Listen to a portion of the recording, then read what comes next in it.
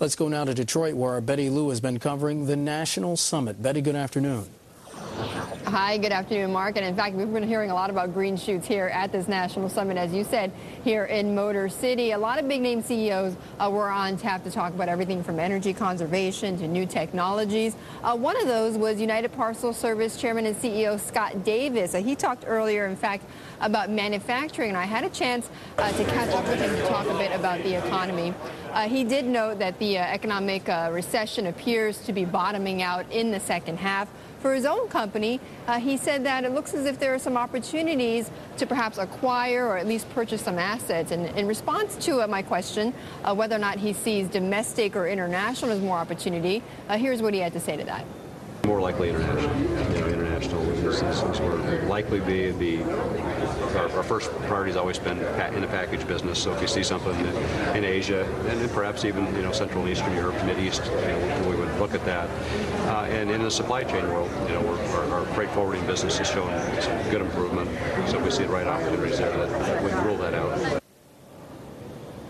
Now, as you know, Atlanta-based UPS is the world's largest shipper and, of course, has a very formidable express business which uses a lot of fuel. Now, I did ask him about whether or not the high price of oil, which has, as you know, been increasing over the last several months, how is that affecting his own company? And this is what he had to say about that.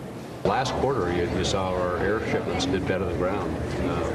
Part of it's because the fuel surcharge has dropped an awful lot with energy prices coming down. A year ago, the fuel surcharges were up over 30%. We've had several months this year that are down to 0%. So that's helping people move back to the express. Our fuel surcharge covers the spikes in prices. You may have a short-term impact as prices go up real quick. The surcharge may lag it, but then eventually when prices go down, the surcharge will stay up there. So it's supposed to be a neutral type of thing. So we're protected by the surcharge. Now, I just want to mention, Mark, that UPS and FedEx are right now in a head-to-head battle in terms of unionization. There's legislation going through right now that could possibly unionize some of FedEx's workers, and FedEx saying that UPS is essentially asking the government for a bailout. And I asked Scott Davis that, and he said he denied that, of course. He said that UPS, in fact, is not getting a bailout from the government. So some contentious issues here at the National Summit. Back to you, Mark. Betty Lou joining us from Detroit. Betty, thanks.